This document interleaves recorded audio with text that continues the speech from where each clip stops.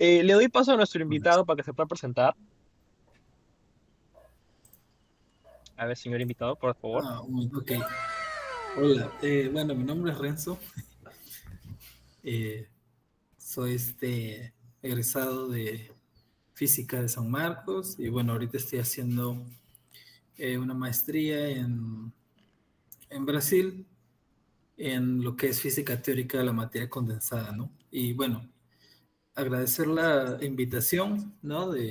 Para poder conversar un poco sobre el Nobel. Quiero aclarar antes de empezar de que técnicamente no he trabajado en este tema, no es que sea experto ni nada. Ah, Pero Cierto. sí he podido tener algún contacto, aunque sea tangencial, con, con el tema del Nobel. Obviamente está dentro de lo que es física de la materia condensada, ¿no? Y es un tema bastante interesante por lo que he podido leer, por lo que he podido ver. Y lo que sí tiene algo de relación con el trabajo que hice en mi bachiller, aunque no he entrado en profundidad, ¿no? en el tema, pero sería interesante igual conversar y tratar de explicar algunos de los conceptos principales, ¿no? que desarrollaron, ¿no? Del premio Nobel y por qué también es que es tan importante, ¿no? Ujú. Y bueno, señores, Entonces, justamente para ya comenzar un poquito la conversación, sería bueno mencionar de qué ha sido el premio Nobel este año, ¿no? Que, bueno, ha sido otorgado a tres personas, a John Clark, a Michael H. Gilbert, a John M. Martinez. No sé si Fausto podrá poner la fotito de los tres señores ahí, que es justamente y ya está. con respecto, ¿no? Al tunelamiento cuántico a nivel macroscópico, ¿no? Por sus avances que han tenido en esta área, ¿no? Y justamente, bueno, es lo que vamos a comenzar a hablar hoy día sobre este tema de actualidad, por decirlo así. Que en realidad ya se lleva desarrollando tiempo, pero bueno, vamos a ver. Entonces, comenzamos un poquito con la idea del tunelamiento, ¿no? ¿Qué es el tunelamiento cuántico? De hecho, ¿qué es la cuántica? Porque creo que alguna gente tal vez no conozca mucho sobre qué es la cuántica. Eh, ¿Alguno quiere decir algo antes O de sea, comenzar? estás empezando con preguntas un poco complicadas, ¿no? Claro, en claro. resumen, ¿no? Técnicamente, bueno, O sea, lo la podemos mecánica resumir. cuántica, en pocas palabras, es la teoría de mm, lo más pequeño, ¿no? Es la teoría de las partículas elementales, ¿no? Los electrones, los núcleos. También es la teoría de los fotones, ¿no? De la luz. Eh, y claro, resulta que en el mundo microscópico, o incluso más pequeño, ¿no? Al nivel de eh, nanoscópicos, ¿no? O sea, ya cuando consideramos escalas nanométricas, el comportamiento, pues, de estas partículas es muy distinto a lo que nosotros eh, estamos acostumbrados, ¿no? En el día a día. O sea, hay fenómenos que uno no esperaría, que justamente el tunelamiento es uno de ellos, que está prohibido clásicamente, ¿no? O sea, en el día a día, por así decirlo. Y también eh, se necesita, ¿no? Construir justamente una teoría matemática, ¿no? Física también conceptualmente incluso, que es distinta a la que conocemos, aunque no es completamente ajena, ¿no? No es que sea algo completamente nuevo, ¿no? Y que existe separadamente de lo clásico, sino que justamente toma de ella, pero construye una teoría nueva, ¿no? Que nos sirve para explicar el mundo microscópico y que también permite, pues, predecir eh, distintos fenómenos como el tunelamiento, el entrelazamiento, ¿no? Y nos ayuda a entender lo que ocurre en los núcleos, en los átomos, las moléculas también, ¿no? Lo que pasa con la luz.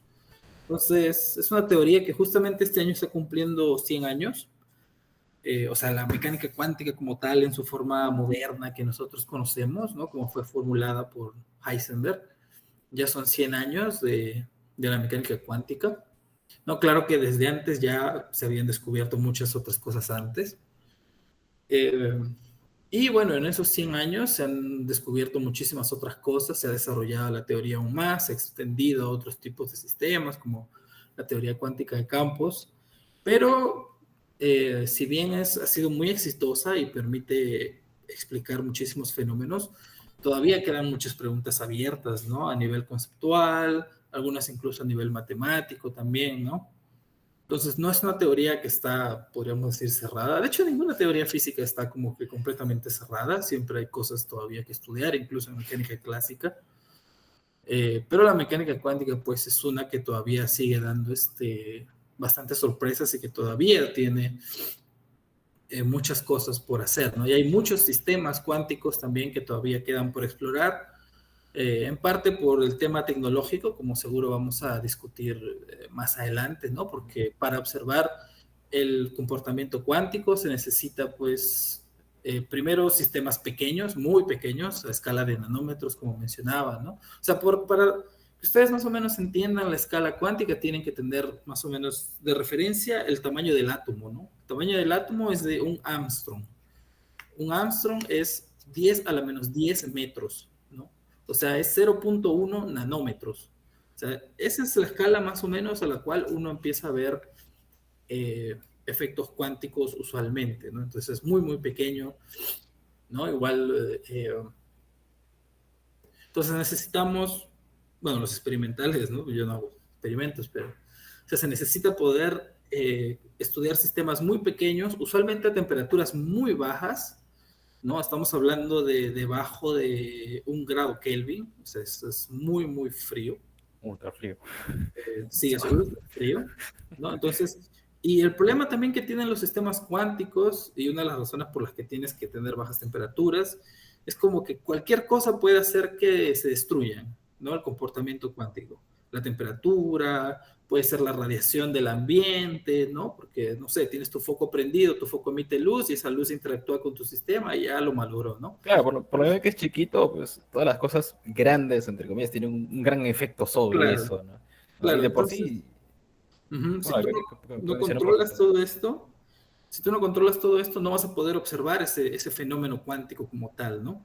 Entonces, parte del logro del premio Nobel es justamente eso, ¿no?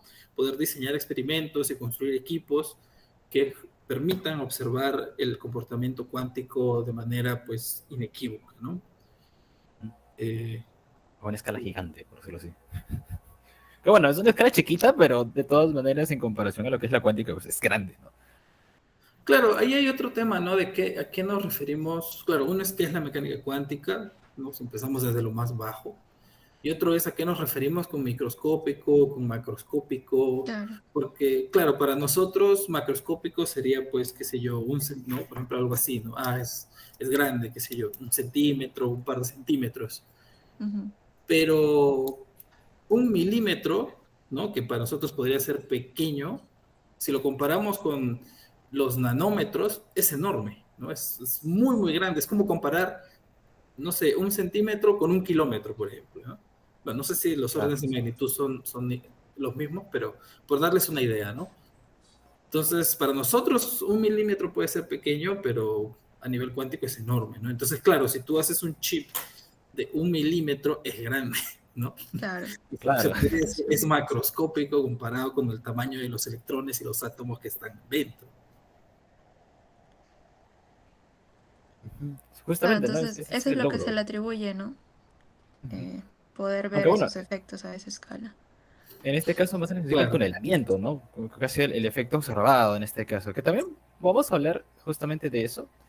Creo que ahí Fausto nos puede dar poniendo la figura número 2.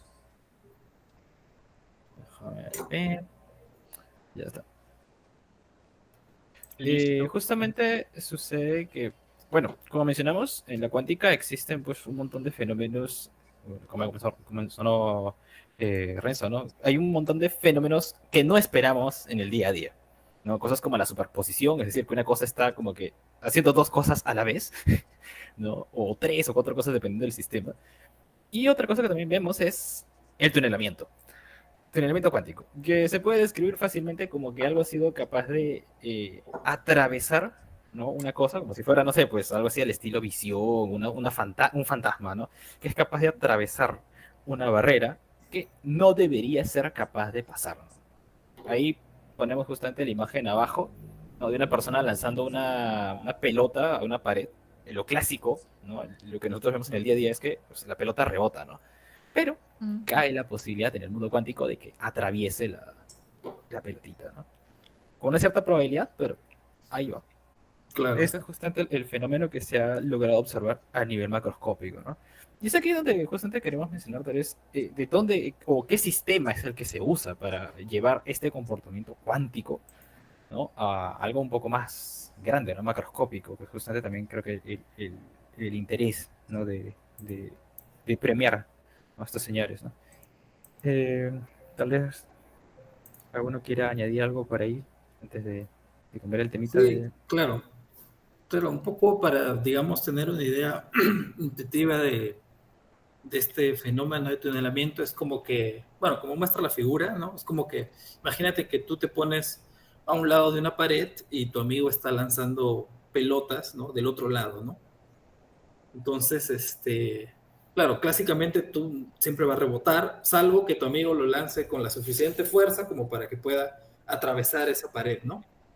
Pero lo que pasa cuánticamente es que por más de que, bueno, obviamente es una analogía, ¿no? Pero, o sea, por más de que tu amigo esté lanzando las pelotas con poca energía y clásicamente chocan con la pared, tú igual vas a ver qué pasa, ¿no? Que cruza, ¿no? Entonces, claro, eso se puede ver, por ejemplo, como una corriente, ¿no? O sea, si tú pones una barrera, ¿no? De potencial, hablando un poco más, de manera más técnica, ¿no? Es como que los electrones van a llegar y en vez de rebotar todos y de que no haya nada del otro lado, van a cruzar esa barrera y van a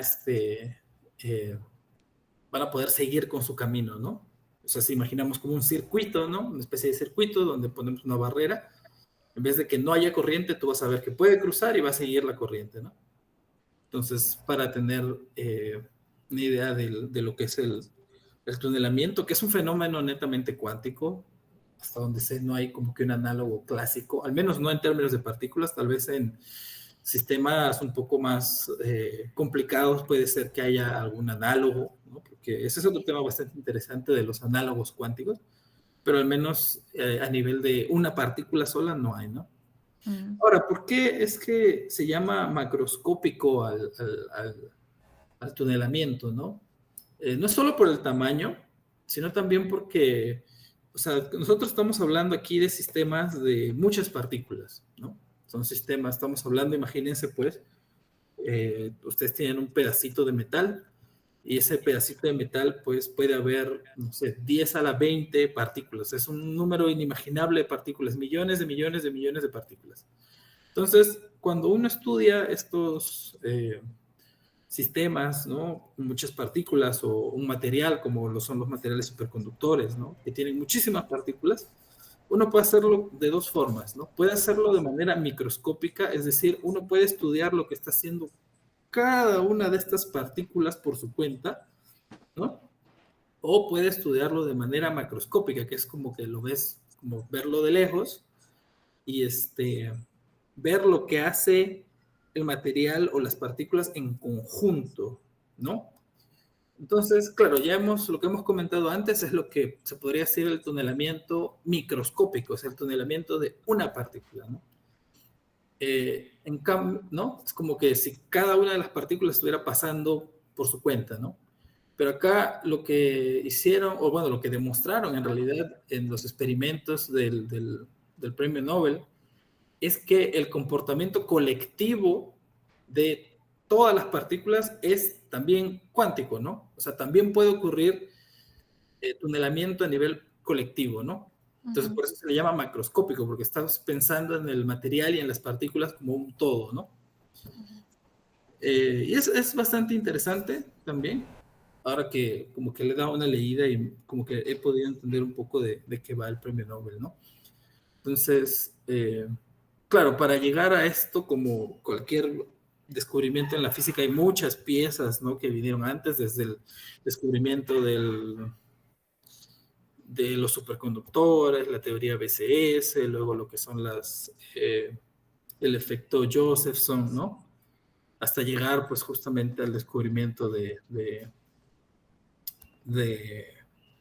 del tunelamiento macroscópico, ¿no? Que, bueno, no sé si querrán ir a través de cada una de estas cosas, pero Creo que, o sea, creo que sería bueno mencionar otra vez un poquito de cada uno, ¿no? Por ejemplo, en el caso de los superconductores, porque creo que es el sistema que se ha usado en este caso para claro. el lore, ¿no? Entonces creo que Sí. sí sería bueno mencionarlo un poquito.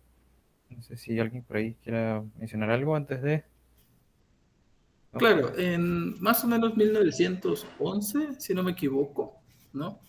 Kamerlingh Onnes, él demostró que cuando tú enfrías un metal a temperaturas muy bajas, o sea, a temperaturas menos de un grado, perdón, 5 grados Kelvin más o menos, que es 5 grados Kelvin es menos 268 grados Celsius, si no me equivoco. ¿No? O sea, son temperaturas muy, muy, muy bajas. Él descubrió que cuando tú congelas un metal debajo de esta temperatura, ¿no? No tiene resistencia, ¿no? Es un conductor perfecto, ¿no? O sea, la corriente va a circular y circular y circular, en principio para siempre, ¿no? En ese material, ¿no? Entonces, Ujú. a este estado de la materia se le llama materiales superconductores, ¿no? Entonces, hay muchos materiales superconductores. La superconductividad es un tema muy amplio también, bastante grande, ¿no? Eh, y hay muchos metales que son superconductores, ¿no? Metales que nosotros conocemos, ¿no? El oro, la plata, el mercurio, el zinc, el estaño, etcétera, ¿no? Entonces, muchos de ellos son superconductores, pero son superconductores a muy bajas temperaturas, ¿no? Más o menos debajo de 5 grados Kelvin, la mayoría, ¿no? Hay otros materiales que son superconductores a 20 grados Kelvin, por ahí, ¿no? O sea, estos ya son algunos creo que incluso a 100 grados Kelvin, que se le llaman superconductores de alta temperatura, ¿no? Entonces, estos materiales, ¿no? Eh, fueron un dolor de cabeza, ¿no?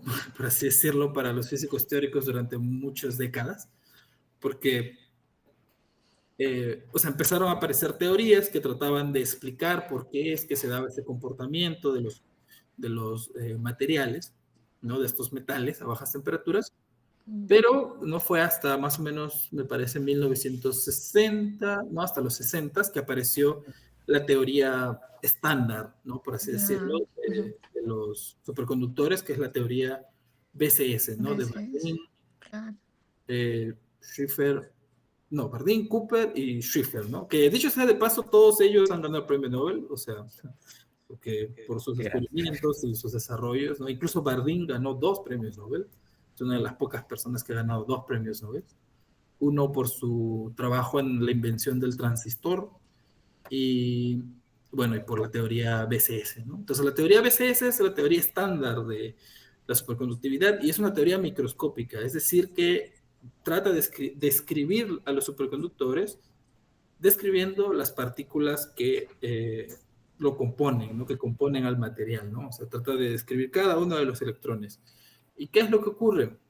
Lo que ocurre es que, o sea, en un material, bueno, en todo material, ¿no? Todo sólido, tenemos como que dos partes, ¿no? Tenemos o sea, un sólido es como un átomo gigante, ¿no? Tienes un montón de átomos que se enlazan entre ellos, ¿no? Y comparten electrones, ¿no? Entonces tú tienes o sea, todo átomo tiene un núcleo y los electrones. Entonces tú tienes por un lado lo que es la red, ¿no? Que son todos los núcleos unidos y tienes los electrones que en un metal al menos pueden moverse libremente, ¿no? Entre todos los átomos. Entonces, lo que pasa en un superconductor es que la red hace que de forma efectiva, ¿no? Los electrones que usualmente se repelen, ¿no? Porque tienen la misma carga, ¿no? Esto es electromagnetismo, ¿no? Entre las cargas iguales, ¿no? Se repelen. Pero como existe la red, las interacciones de los electrones con la red hace que de manera efectiva los electrones, en vez de repelerse, se atraigan, ¿no? Y forman lo que se llaman los pares de Cooper, ¿no? Cooper, uno de los nombres de la teoría BCS, ¿no? Entonces, en vez de nosotros pensar en un superconductor tiene digamos, electrones sueltos por ahí, ¿no? Andando, pensamos que tenemos estos pares de Cooper, ¿no? Que son como dos electrones unidos, ¿no? Ujú. Y estos pares de Cooper, ¿no? Tienen propiedades distintas a las propiedades usuales de los electrones. ¿no? Eh, bueno, acá entra el concepto de spin también, ¿no? Un poco, porque los electrones tienen spin 1 medio, ¿no? Pero cuando se juntan, tienen spin 1. Y resulta que el comportamiento es muy distinto de una partícula que tiene spin 1 medio, que se llama fermión, a una partícula que tiene spin 1, que se le llama bosón, ¿no? Entonces, cuando los electrones se juntan, efectivamente están formando un bosón. No es exactamente un bosón, porque siguen siendo fermiones al final del día, ¿no? Y se siguen describiendo como fermiones, pero adquieren algunas características de los bosones, ¿no? Entonces, esto hace que estos pares de Cooper, cuando baja mucho la temperatura, puedan condensarse de alguna forma, ¿no? O sea, es como que todos estos pares de Cooper tienen el mismo comportamiento a bajas temperaturas, ¿no? Ocupan el mismo estado cuántico, se dice, ¿no? Entonces, y ese es el estado superconductor, ¿no? Entonces, con esta teoría BCS, lograron explicar básicamente todas las propiedades que se conocen de los superconductores estándar, porque como mencioné, hay varios tipos de superconductores, es un mundo sumamente amplio, hay también algunas preguntas abiertas que no se entienden del todo, ¿no? en ese tema. Pero la teoría BCS describe muy bien a los superconductores usuales, ¿no? Por ejemplo, los metales que mencionaba, ¿no? El oro, la plata, el aluminio, etcétera, se puede describir muy bien con la teoría BCS. Fue una teoría, pues, muy exitosa que todavía se usa hasta ahora, ¿no? Ahora, no sé si alguien quiere comentar algo antes de... Bueno, creo que lo único que diría sería dar una analogía, ¿no? Para que se pueda entender un poquito más esto de los pares de Cooper. Es como cuando estás caminando en la calle en medio de una multitud. Digamos que la multitud es la red, tú estás yendo en contra, abres un pequeño espacio y la otra persona que está detrás tuyo como que puede caminar un poquito más rápido. Es ese espacio que has abierto, ¿no? Algo así pasaría con los pares de Cooper, ¿no? Como que, bueno, abrís un espacio, alguien puede meterse ahí. Claro, es como que cuando tienes ya muchos electrones, ¿no? O bueno, muchas personas, su comportamiento puede, o sea, pueden surgir nuevos comportamientos que si cada uno estuviera solo no podría aparecer, ¿no? Eso se llaman fenómenos colectivos, fenómenos emergentes, y es también una de las razones de los comportamientos tan distintos que nosotros vemos en algunos materiales, ¿no? En física de la materia condensada, ¿no?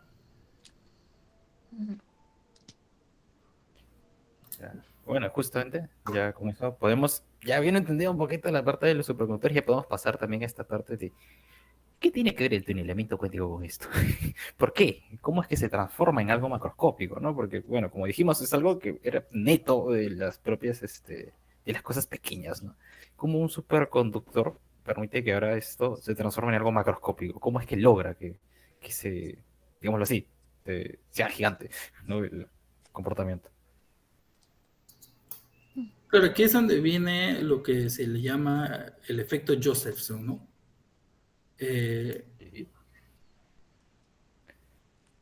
O sea, el efecto Josephson fue descubierto más o menos también en los 60s, por ahí, por Brian Josephson. Y lo que pasa es que, o sea, imagínate, bueno, o sea, bueno, sí se imagina porque no tenemos figuras, pero esto, o sea, se puede hacer experimentalmente, ¿no? O sea, tú tienes un superconductor, ¿no? Un material superconductor. O sea, tienes dos materiales superconductores y en el medio le pones una barrera de un material que no es superconductor, ¿no? Puede ser un metal normal, puede ser, no sé, un aislante, ¿no? un aislante también puede ser, ¿no? Entonces, claro, imagínense, ¿no? Tú tienes tu superconductor aquí, ¿no? Tienes una corriente. O sea, imagínense como un circuito, ¿no? Tienes un superconductor, los superconductores aquí, al medio un aislante y le pones una pila y quieres ver, pues, si hay corriente o no, ¿no?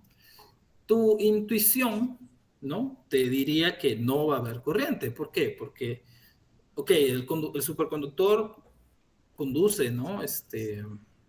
Perfectamente y todo lo que quieras, pero igual los electrones se van a chocar con el aislante y no van a poder pasar al otro lado. O sea, no van a poder pasar de un superconductor al otro superconductor porque tienes como si fuera una pared al medio, ¿no? Entonces, se van a parar ahí y no van a llegar al otro lado.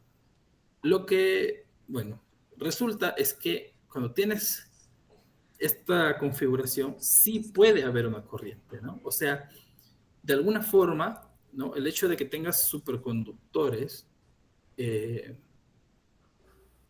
hace que una corriente aparezca, ¿no? O sea, a pesar de que tienes esta barrera en el medio, los superconductores, la corriente puede surgir, ¿no? Esto se le llama como efecto Josephson, ¿no? Y a este arreglo, ¿no? De dos superconductores con una barrera al medio se le llama junción Josephson. Disculpen si me demoro un poco con los términos, pero todo lo estoy No te traduciendo preocupes, lo dice. en el Complicado momento. esto. No sé si será la palabra que se usa en español como tal, pero Creo que es cultura, me parece. cultura, ¿no? No es junción, Cultura, sí. ¿no? Josephson Junction en inglés, ¿no?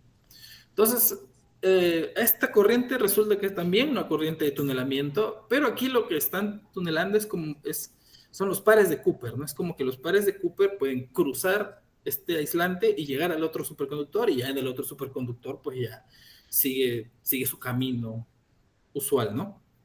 Entonces también este fue un descubrimiento bastante importante. De hecho, hay una historia que una vez leí de que Bardeen, ¿no? De la teoría BCS, él no creía que el efecto Josephson estuviera correcto, ¿no? Y de hecho tuvo una pelea un poco fea con Josephson, o sea, una discusión ya un poco amarga, ¿no? Entre ellos.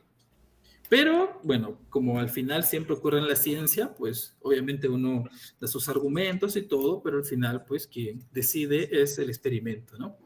Es la naturaleza misma, y justamente se hicieron los experimentos, me parece que unos 10 años después, porque recuerden que también para hacer un experimento pues se necesita cierta tecnología que tal vez en el momento en el cual Josephson era teórico, él lo predijo teóricamente, hizo los cálculos y dijo, mira, va a haber una corriente por más de que haya una barrera, ¿no? Entonces, él lo hizo teóricamente, y obviamente por eso también hubo la discusión con Bardeen, todo en el plano teórico, pero luego de unos años se pudieron hacer los experimentos, hubo la tecnología, y se demostró de que en efecto eso era lo que ocurría, ¿no? Había una corriente, ¿no?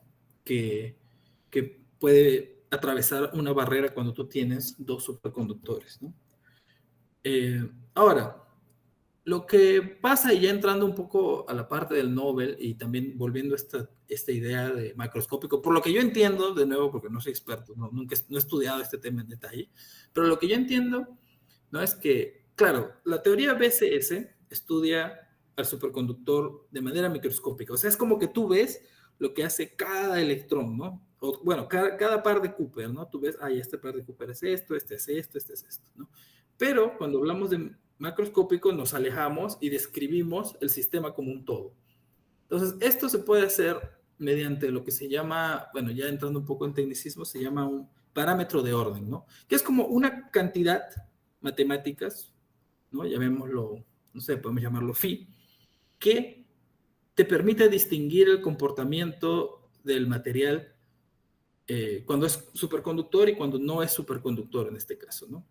Entonces, nosotros no sabemos qué está pasando microscópicamente, ¿no? Dentro del material, pero podemos saber con este parámetro de orden, podemos saber si es superconductor, si no es superconductor, y también podemos usarlo para predecir otras propiedades macroscópicas, ¿no? del material, ¿no? Entonces, cuando nosotros ya trabajamos con estas junciones o junturas, no sé cómo se dice, Josephson, ¿no? Ya trabajamos con este parámetro de orden, que, bueno, me parece que es una fase, ahí sí, como les digo, ya no sé los detalles, pero trabajamos con este parámetro de orden, y resulta, matemáticamente y experimentalmente también, como lo demostraron en el Nobel, que este parámetro de orden también se comporta de manera cuántica. O sea, tiene el mismo comportamiento, ¿no?, que uno esperaría de una partícula sola en la mecánica cuántica, ¿no? Entonces, eso es lo que en los experimentos lograron demostrar, ¿no? Esa es como que la principal idea que está detrás del premio Nobel, ¿no? Demostrar que esta cantidad que describe al material como un todo, como un conjunto, como un colectivo, ¿no?, se comporta, tiene el mismo comportamiento cuántico que una partícula microscópica, que un electrón solito, por ejemplo, ¿no? Ahí creo que se puede tomar una especie de símil, ¿no? Entre lo microscópico y macroscópico, tal vez lo podemos ver como, por ejemplo, la velocidad de las partículas con la temperatura, ¿no? La temperatura describe, como dicen, ¿no? Ese movimiento que tienen las partículas, pero de alguna manera lo hace de forma macroscópica, ¿no? O sea, el grupo entero, no describe Claro. parte por parte, ¿no? En este caso, el parámetro de orden sería eso, ¿no? Algo que describe a la totalidad del objeto, ¿no? Pero basado también en el comportamiento microscópico de las cosas que generan. Entonces, lo normal, eso sí también creo que sería bueno resaltarlo, ¿no? Lo normal es que los parámetros de orden o estas propiedades macroscópicas sean clásicas, ¿no? Pero, como justamente menciona Renzo, ahí queda esa demostración de que sí se pueden presentar variables, o bueno, mejor dicho, cosas macroscópicas que sean también cuánticas, ¿no? Y eso es bastante lo hermoso, lo bello de este premio Nobel, ¿no? Que, bueno, mejor dicho, del trabajo que ha ganado el premio Nobel, ¿no? Claro, incluso se llegó a decir como que es una especie de átomo artificial, pues lo que se logró ver. Claro. Precisamente por eso, ¿no? La cuantización, que es lo que esperamos ver en la teoría cuántica, que se da en este sistema, pues que es macro. Claro, es un átomo artificial macroscópico, ¿no? O sea, es Ujú, un átomo grande, claro. ¿no? Y... se me fue la idea. Pero claro, o sea, para entender un poco con la analogía que hace Joseph, es como que imagínense, ¿no? Que la temperatura sea cuantizada. Eso sería Ujú, sumamente extraño. ujú. O sea, la Sí. temperatura puede tomar cualquier valor, pero imagínate que, no sé, en vez de tomar cualquier valor, dijera, no, la temperatura solo puede tomar, o sea, valor 1, 2, 3, 4. No puede tomar valor 1.5 o, no sé, Ajá. 2.6, ¿no? Eso sería sumamente extraño. Pero justamente eso es lo que pasa en estas funciones de Josephson, y justamente eso es lo que demostraron en los experimentos del premio Nobel, ¿no? Demostraron dos cosas, ¿no? Una que ya comentamos, ¿no? Que es el tunelamiento, ¿no? Pero otra que es también muy característica de la mecánica cuántica es que tienes niveles de energía discretos, ¿no? O Ujú. sea, como mencionaba, una partícula no puede tener cualquier energía que se le dé la gana, sino que solo puede tomar ciertos valores discretos de energía, ¿no? Entonces, ellos demostraron esas dos cosas, demostraron que de manera efectiva, ¿no? El comportamiento de este parámetro de orden, ¿no? Y enfatizo esto porque, o sea, no es que no es que haya una partícula gigante que se esté moviendo cuánticamente, sino que esté tunelando, sino que es el parámetro de orden, esta cantidad macroscópica que nosotros usamos para describir al superconductor, se comporta de la misma manera que una partícula microscópica, ¿no? Que un electrón, para ser más concretos, por ejemplo, ¿no? Entonces, el comportamiento matemático y también experimental de este parámetro de orden es eh, que está relacionado con la corriente también, es que por más de que tú tengas una barrera, ¿no? Que clásicamente impida que no haya corriente, ¿no? Este parámetro de orden se va a comportar de tal manera que es como que tunelara esta barrera y va a haber corriente, ¿no? Y la corriente siga su camino, no logre pasar, ¿no? Entonces, eso es por un lado, y por otro lado, aquí sí, de repente me estoy equivocando, pero por otro lado, demostraron que ahí sí, no sé exactamente si es la corriente o si es alguna otra cantidad, pero hay una cantidad relacionada a la corriente o el orden de parámetro, uno de los dos, que está cuantizada, o sea, que solo puede tomar valores discretos, ¿no? Entonces, esas fueron las dos cosas que demostraron, ¿no? Ya. Y claro, ahí creo que ya podemos también un poquito ver, bueno, sé que tal vez esto haya sonado un poquito teórico, un poquito más, más potente para la gente que, bueno, tal vez no está muy metida en el tema. Cuando decimos cuantizado es simplemente eso, ¿no? Es como que Claro, toma valores como si tuviéramos discretos. estantes, ¿no? Ajá. Como si tuviéramos estantes, no puedes como que, bueno, como una escalera y una rampa, ¿no? Una escalera das pasos, en la rampa pues Ujú, puedes irte, moverte libremente, ¿no? claro. Eh, y claro, ¿cuál es el tema? ¿Por qué un premio? O sea, a ver, hay que entender también que los premios Nobel, más allá de simplemente premiar a una buena investigación, premian eh, aquellos que han tenido de alguna manera un impacto dentro de nuestra sociedad o dentro de la ciencia en general, ¿no? En el caso también de bueno, de este premio Nobel, hay aplicaciones que se están viendo justamente con esto de llevarlo, bueno, lo cuántico a cosas macroscópicas, ¿no?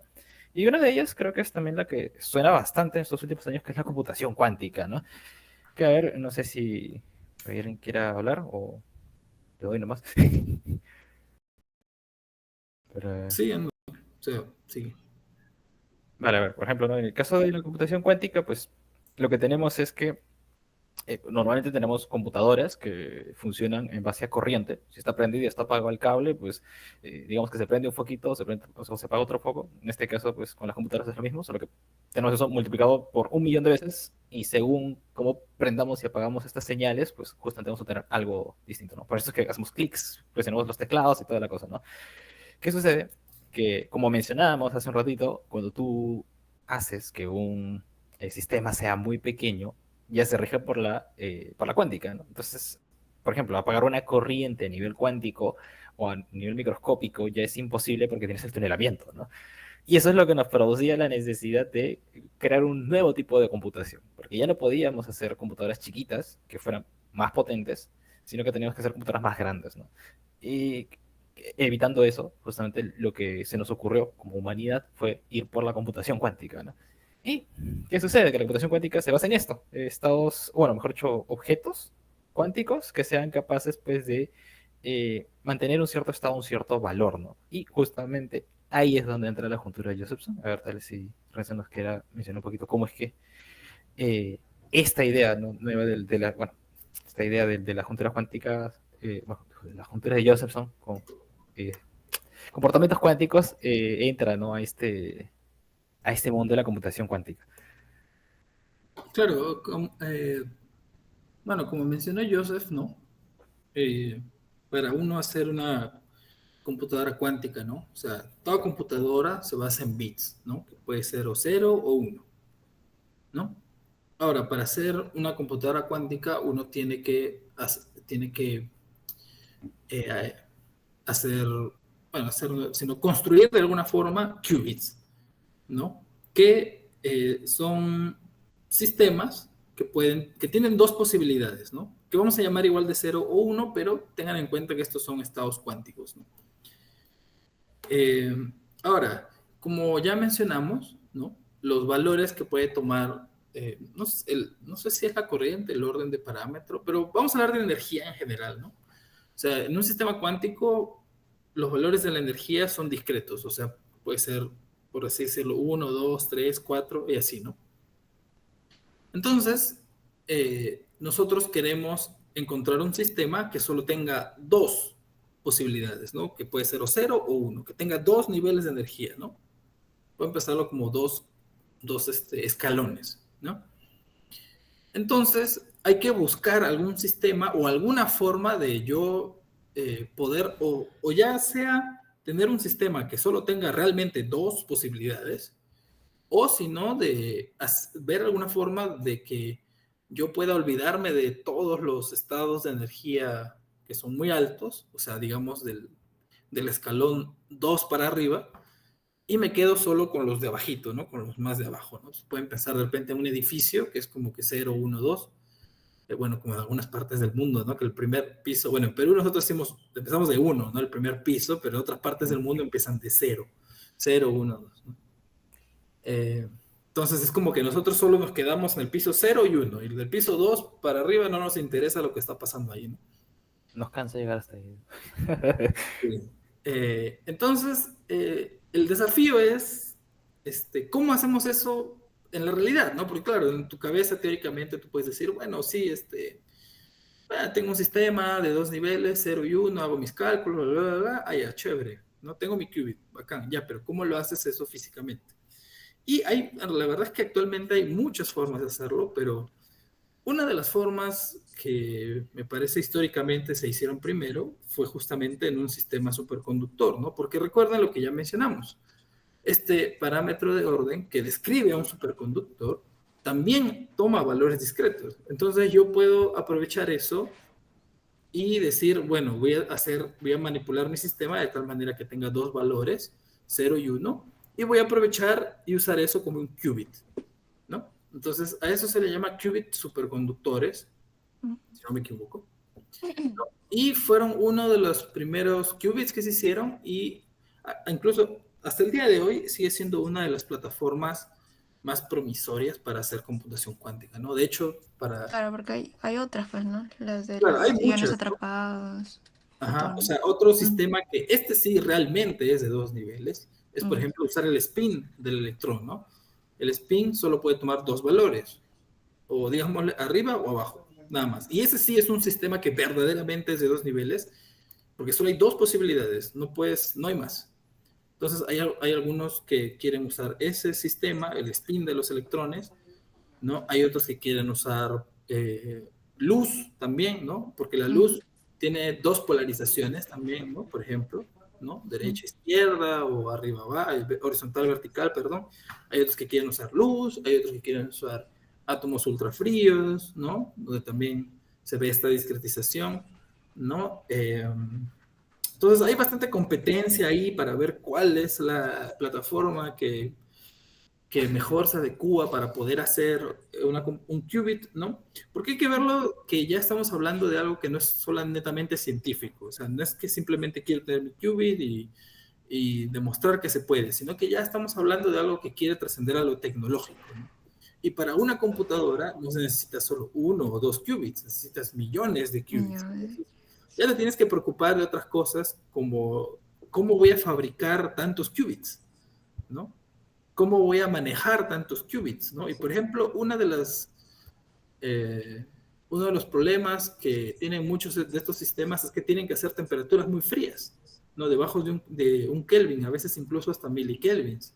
Entonces, imagínate, o sea, tu computadora que tú tienes en tu cuarto usualmente, ¿no? Ahora vas a tener que ponerla en un refrigerador, ¿no? Para que funcione, ¿no? Entonces, Claro. obviamente es un problema y entonces ahí una de las cosas que se trata de hacer es ver dónde puedo hacer qubits a mayor temperatura, la mayor temperatura posible, ¿no? Porque también estos refrigeradores requieren una infraestructura, un conocimiento técnico y también hay un gasto de energía, ¿no? Por ejemplo, ¿no? Porque Claro, ¿cuál es más rentable, no? para enfriar, como seguro se habrán dado cuenta cuando ven la cuenta de luz, ¿no? del refrigerador, para enfriar se gasta mucha energía, ¿no? O sea, es medio paradójico, ¿no? Claro. Porque cuando uno enfría, las cosas tienen menos energía, pero para enfriar tienes que usar mucha energía. Entonces, llegar a esas temperaturas también es un costo energético. Entonces, si tú quieres tener la computadora que esté funcionando 24/7, ¿cuánto te va a costar eso, no? Entonces, ahí hay muchas peleas de cada plataforma, tiene sus pros y sus contras, ¿no? Como les digo, ya es algo más que está también ya temas más tecnológicos, más de ingeniería, ¿no? Incluso que no tienen que ver solamente con la física. O sea, la física simplemente le interesa decir, mira, existe, funciona, ¿no? Aquí está mi qubit y puedo hacer ciertas cosas, ¿no? Ya como eso lo escalas y lo haces comercial, eso ya escapa de lo que es la física, ¿no? Pero bueno, el punto es que uno de los primeros sistemas, y que es uno de los sistemas que más se está trabajando ahora, ¿no? Y de hecho las computadoras cuánticas de Google, de Microsoft, que de repente han podido ver fotos, ¿no? Que son como estos tubos, ¿no? En realidad, todos esos tubos que ven es el sistema de refrigeración y la electrónica, ¿no? O sea, en realidad la computadora es como un chipcito así pequeñito que está en la parte de abajo. Ahí están tus qubits. La física está ahí todavía, ahí más claro, adentro. Y claro, no más. ahí está. Todo el resto que usualmente uno ve es para poder Ingeniería. manipularlo, para poder enfriarlo, etcétera, ¿no? Claro. No es que la computadora esté distribuida en todo ese aparataje, ¿no? Solo es un chipcito que está bajito, ¿no? Que es a veces de milímetros incluso, ¿no? No es que no es una cosa así como un celular, ¿no? Que lo vas a agarrar en tu mano, ¿no? Pero bueno, ellos tienen sus computadoras cuánticas que son superconductoras, funcionan, como les decía, a muy bajas temperaturas. Y justamente después de este descubrimiento, ¿no? Como les digo, se dieron cuenta de que, podemos aprovechar estas propiedades, ¿no? Primero ya se había demostrado experimentalmente que se puede hacer, ¿no? Entonces es posible, existe, o sea, es real. Entonces ya, ahora hay que tratar de usarlo para hacer qubits, ¿no? Y eso se pudo hacer me parece que en los 90s, ¿no? Por unos científicos japoneses, de hecho, ¿no? De hecho, Nakamura, bueno. Ajá, Nakamura, uno de los candidatos, ¿no? Para ganar el Nobel de este año era justamente Nakamura, ¿no? Me parece que Nakamura y las otras personas que desarrollaron justamente los qubits superconductores, ¿no? Claro. Pero bueno, se lo dieron a los que vinieron antes, ¿no? A los que le hicieron el Mm, descubrimiento en el cual se basan los qubits superconductores, ¿no? Y claro, ha avanzado bastante, ¿no? Todavía hay muchas cosas que hacer para poder manipular y controlar estos qubits de manera efectiva, ¿no? Pero superconductores pues sigue siendo una de las plataformas más promisorias, ¿no? Hasta el día de hoy. Ahora, que le den el Nobel a Nakamura, bueno, eso ya está por verse, ¿no? O sea, por lo que me contaron, yo pude conocer, como les decía, tangencialmente un poco acerca de esto, porque he trabajado en lo que son puntos cuánticos dobles, que es otro sistema que se está proponiendo para hacer qubits, ¿no? Pero esta vez no en superconductores, sino en semiconductores, ¿no? Semiconductores como los que están justamente en los celulares, ¿no? El silicio, germanio, ¿no? Que tienen la ventaja, bueno, eso dicen, que como ya hay toda la tecnología lista para hacer chips, ¿no? De silicio, germanio, porque se hacen chips para celular, podemos usar esa misma tecnología para hacer chips que tengan qubits, ¿no? Y bueno, también ahí cada plataforma tiene sus pros y sus contras, ahí se pelean entre los científicos a ver quién gana. Estoy seguro que hay personas que de repente no les ha gustado mucho este premio Nobel porque dicen, no, mi plataforma es mejor, ¿no? Y debieron haberle dado a otra persona, claro. ¿no? Pero bueno, ahí hay toda la discusión, el debate, ¿no? Como les digo, ya el debate también no solo científico, sino tecnológico, ¿no? O sea, no solo importa que exista o que se pueda hacer tal cosa, sino qué plataforma me puede llevar a una mejor tecnología, ¿no? A una tecnología que sea más eficiente, que sea más barata, que sea más, que se pueda masificar, ¿no? Etcétera, ¿no?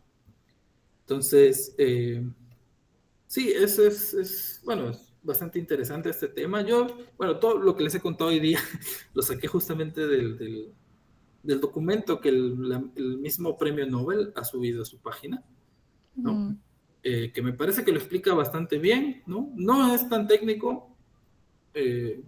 Claro, tal vez hay que ya, a ver, hay que estar un poco familiarizado tal vez con algunos conceptos de mecánica cuántica, pero me parece que hace un muy buen trabajo en explicar justamente cuál fue el descubrimiento no importante que justamente claro. llevó a que les den el premio Nobel, ¿no? A ellos, ¿no? Mm. Y seguro va a seguir dando mucho que hablar, hay mucha información, ¿no? Pero es un tema ciertamente bastante interesante, ¿no? Sí, pues. De hecho, ya tiene tiempo, ¿no? Creo que las investigaciones son de los 80, si no me Sí, equivoco. claro, o sea, si Sí. ves los Nobels de los últimos años, son por descubrimientos que se están haciendo en los 80s, varios de ellos. Claro que, bueno, también hay que entender, ¿no? Que muchas veces las investigaciones salen, pero los resultados, las cosas salen mucho tiempo después, ¿no? Claro, o Bueno, sea, hay también tecnologías. todo o sea, hay muchos científicos, ¿no? Que estoy seguro merecen el premio Nobel, entonces como que el Nobel tiene que ir dándoles Uno pues por a uno. cada uno de ellos, ¿no? Entonces, claro, había candidatos que propusieron que eran más jóvenes, como Sirac o Jarillo Herrero, pero yo creo que todavía no les toca, ¿no? En unos años. En unos años. Sí, pues. Sí, pero así suele ser el Nobel, ¿no? El Nobel suele demorar, creo que más Mm. ahora que antes, ¿no? Y Por además también como Pues, estábamos, claro, además como estábamos celebrando el año de la cuántica, por ahí como que había más Claro, guiño guiño claro, también para se eso. junta, ¿no? Se Se ha junta hablado todo. mucho de la computación cuántica, que Mm, la verdad cuando la mayoría de personas hablan del año de la cuántica y todo eso, hablan de computación cuántica, ¿no? Porque la mecánica cuántica claro. tiene muchísimas ramas, ¿no? Eh, entonces, claro, se ha juntado eso con los 100 años de la mecánica cuántica, entonces, bueno, parecía un poco... o sea, tiene sentido que les hayan dado a ellos el Nobel este año, ¿no? Mm, Y y más claro, después de la polémica también del Nobel que era más a computación que otra cosa, el año pasado, creo que bueno, fue. el año ah, pasado sí fue polémico, ¿no? Sobre todo, creo yo, no recuerdo cuál es cuál. Hopfield ya tenía una carrera en física estadística sobre todo, y había hecho varios descubrimientos, entonces creo que por ese lado nadie lo cuestionó, pero sobre todo Hinton, sí como que, o sea, él sí estuvo más metido en el lado de la computación como tal, ¿no? Entonces, bueno, fue bastante polémico, aparte que, claro, parecía que lo hacían por moda, ¿no? Porque el año pasado se habló Claro. muchísimo de la inteligencia artificial, entonces, vamos a darle el Nobel a A digamos, la inteligencia hicieron los artificial. primeros desarrollos, ¿no? A pesar de que no era... Claro, acá también uno puede decir, bueno, ha sido por el hype y la moda, pero al menos era un tema de física. El del año pasado, Ujú. sí, Estaba un poquito más sustentado, por decirlo así. era un tema que, claro, nace de la física, se toma conceptos de la física, pero, claro, es un tema de computación al final del día, ¿no? Eh, Mm. pero bueno, son cosas del Nobel, ¿no? Pues, Sí, pues. Bueno, todo el mundo cuántico, supercomputadores, todo eso es algo que no se nos viene, pues, ¿no? Así es que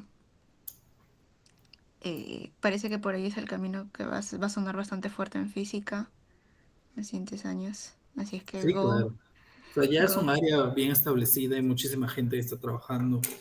Hay muchísimo dinero que se está invirtiendo, al menos de los países, Sí. de las potencias mundiales, ¿no? De Estados Unidos, Europa. El mismo Japón se está poniendo las pilas. Claro, en Japón hicieron de los primeros superconductores, pero de ahí Japón perdió esa ventaja, ¿no? Y ahora como que se están poniendo las pilas de nuevo para volver a ser como que líderes en la computación cuántica, ¿no? También ya hay muchas empresas, ¿no? El mismo Microsoft, Google están trabajando en eso. Hay muchas empresas que también proponen, algunos dicen tener computadoras cuánticas, otros hacen cosas más aledañas, ¿no? Bueno, hay parte de cierto, hay parte de hype, hay parte de vender humo también, porque es negocio al final del día, ¿no? Eh, entonces, bueno, sí, definitivamente es un tema que va a dar mucho que hablar en los próximos años. No tanto como la inteligencia artificial, creo yo, porque la inteligencia artificial ya está aquí, o sea, todos la podemos usar, ¿no? Y se usa para muchísimas cosas, mucho más allá de lo que tal vez originalmente se pensaba. Las computadoras cuánticas no están ahí todavía, o sea, no es como que de acá en 2, 3 años vas a tener una computadora cuántica en tu cuarto ahí funcionando. Nah. Ni siquiera a nivel industrial, diría yo, estamos muy lejos de eso. Pero sí es un tema que se va a seguir hablando, ¿no? Que se va a seguir conversando y que va a seguir ahí la pelea para ver pues quién logra hacer la mejor computadora cuántica, en qué plataforma también hagan sus apuestas, ¿no? Elijan su plataforma favorita, ¿no?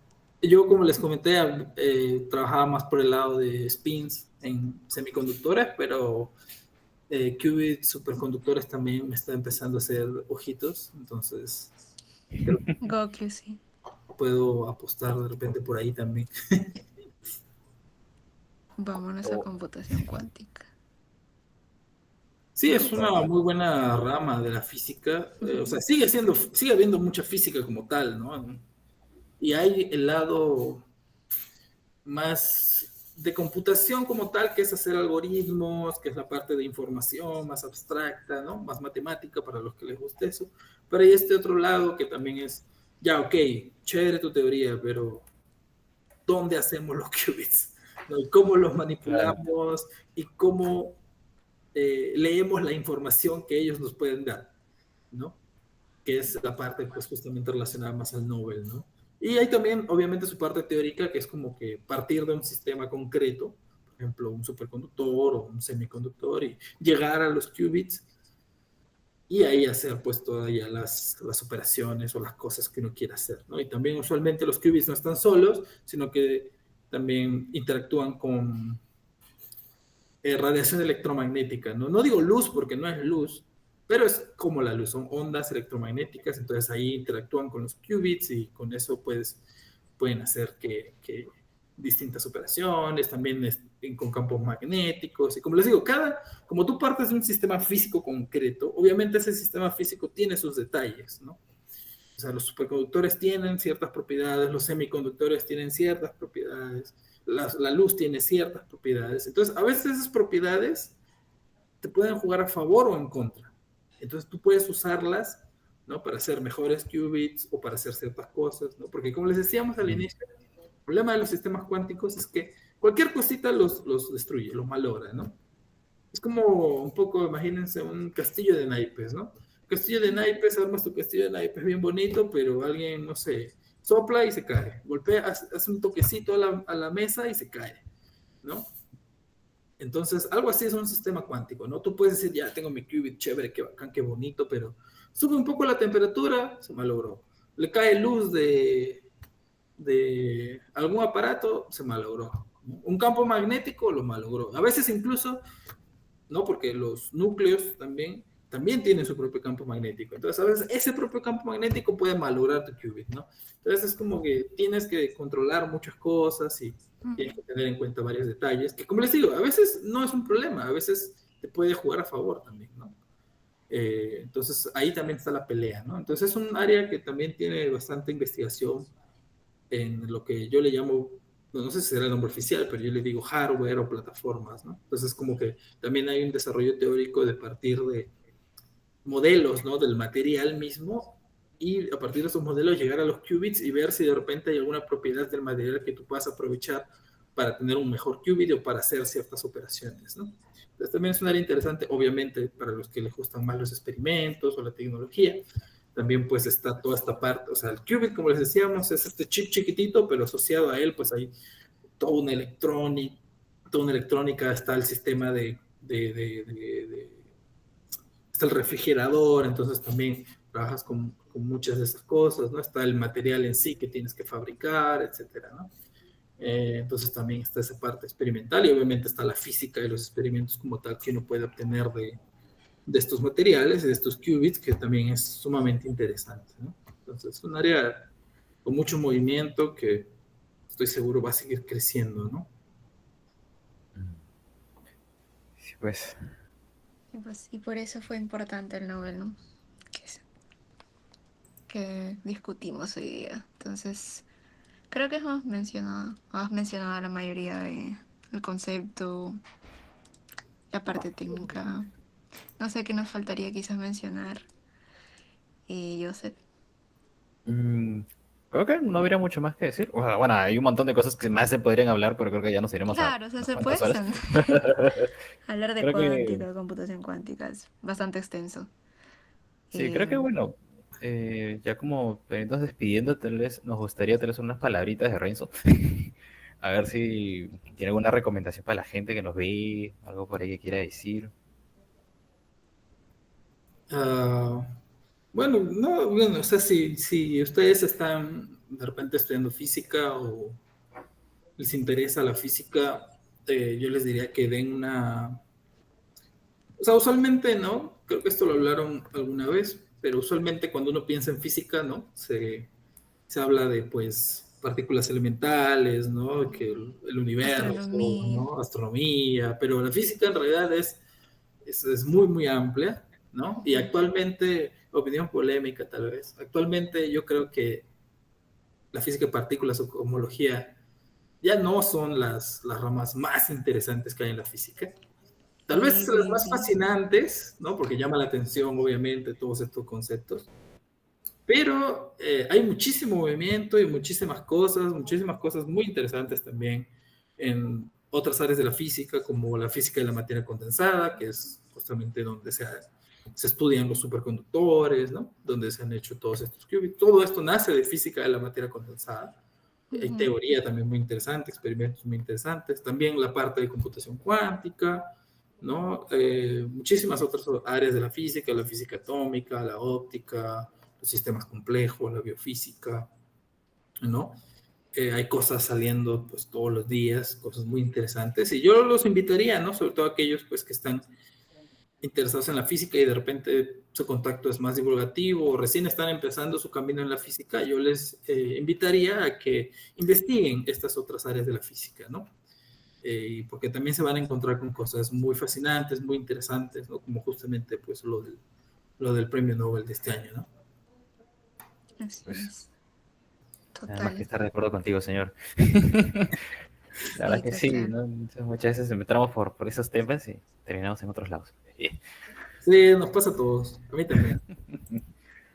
Sí, pues bueno, señores, ya hemos cumplido nuestras horas. Un gusto tenerte, Renzo. La verdad es que, bueno, acá siempre te tenemos en estima. Mucha gente también ha estado dando sus saluditos por ahí, señor Pedro, diciendo de que eh, chévere. Tus Hola, fans han estado ahí. sí, Saludando. se me ha cerrado el chat, no sé por qué. Pero bueno, ahí estamos justo algunos saluditos que te estaban mandando, ¿no? Sí. Bueno, Bueno, nada. Gracias, ¿no? Por venir aquí a hablarnos un poco de física del Nobel. Y nada, esperamos que quizás en alguna otra oportunidad, algún otro tema y también podamos compartir contigo, ¿no? No, gracias a ustedes. queda la invitación para la próxima vez. Sí, sí. Y nada, los que nos vieron, pues también, ¿no? Que hayan disfrutado aquí de estar hablando un poco de física más y, bueno, todo el tema, en toda la sesión de hoy día, ¿no? Que esperamos que haya sido enriquecedora del mundo. Y nos estaríamos viendo el siguiente domingo con otro tema, que creo que ya no voy a dar spoilers porque de repente cambian el Sí, cronograma y pasa otra con mucha cosa y pausa. una Sí, noticia importante y ya, pues. sí. Bueno, entonces, señores, nos vamos despidiendo de su podcast de confianza, La Resonancia, donde hablamos desde la ignorancia. Hasta la próxima. Chao.